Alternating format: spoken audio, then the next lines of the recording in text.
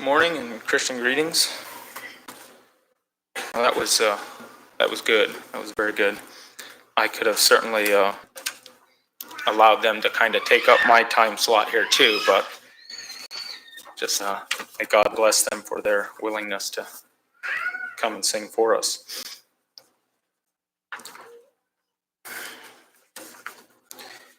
For devotional this morning, I'm going to be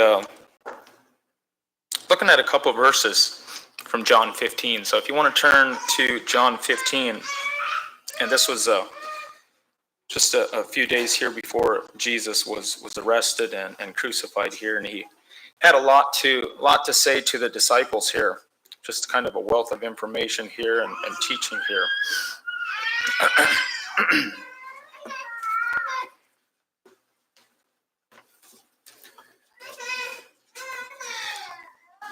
John 15, starting in verse 1, just a couple verses here.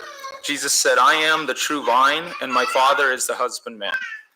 Every branch in me that beareth not fruit, he taketh away, and every branch that beareth fruit, he purgeth it, that it may bring forth more fruit." Jesus is telling us here that he is the true vine, and he's not saying that he's just the vine. He's the fact that he put in the true vine tells us that there's actually more than one. There's a lot of vines out there, but he is the true vine, and God is the gardener, and we are the branches, and we must be, in order to bring and bear real lasting fruit, we must be connected to this true vine. I want to talk a little bit about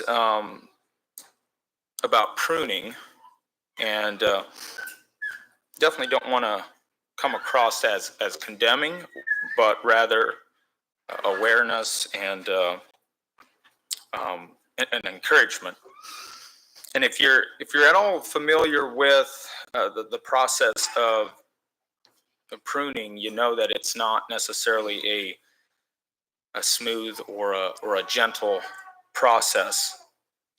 If you've ever seen a freshly pruned tree, usually in the fall or the winter, it kind of looks a little ugly. I mean, it looks like a dead tree, actually. It involves cutting away what a lot of times may seem like belongs, but doesn't necessarily help to grow or bear fruit. And it's not to necessarily destroy, but rather to actually bring more life. And that's the image that Jesus gives us here. He says that God is the gardener and we are the branches, and in order to bear lasting fruit, we must be willing to be pruned. He says that every branch that does bear fruit, he prunes. So even the good, he prunes the good, that it may even bring more fruit. And it's not necessarily as a punishment, but rather, when we're being pruned, it's rather a compliment, or it can be a lot of times can be a blessing. And I think that God only prunes what is alive. I mean, there's really no point in pruning something that is dead. And so I think if we're going through a season of pruning, I think that can be clear evidence that God is doing a work in our lives. God cares and has a plan for us. Hebrews 12:11 says, "Now no chastening for the present seems to be joyous, but rather grievous. Nevertheless, afterward it yields the peaceable fruit of righteousness unto them that are exercised."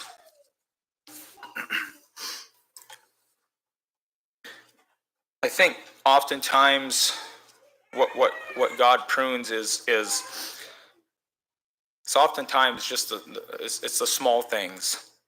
It can obviously be sin in our lives, but I think God also prunes the good things, or at least the things that may not be sin, or may at some point have been good things that have maybe become a hindrance, or have become God replacements in our lives. So whether that may be relationships or career goals, or whatever it may be, maybe our comfort zones, or something that might be hindering us from advancing in our Christian walk. God sees beneath the surface, and He knows what's hindering us. And I think, sometimes it can be very difficult to surrender to God's pruning. It's very easy to justify and to defend our own reasoning on something that we may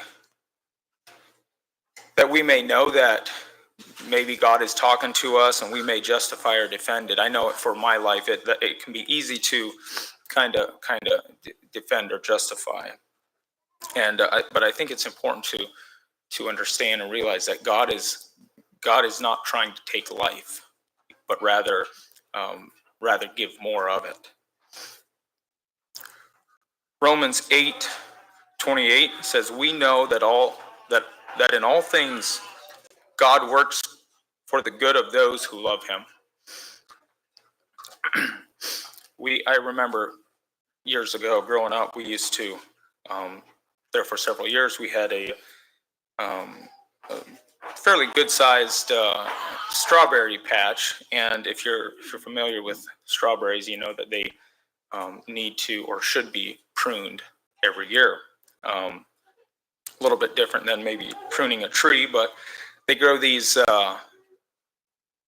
kind of like these stems that end up growing into actual more strawberry plants. And I think there was around probably maybe 15 or 20,000 plants that every year me and my siblings had to go through every plant and cut these stems off. And it was probably the most monotonous, miserable job you could imagine. Just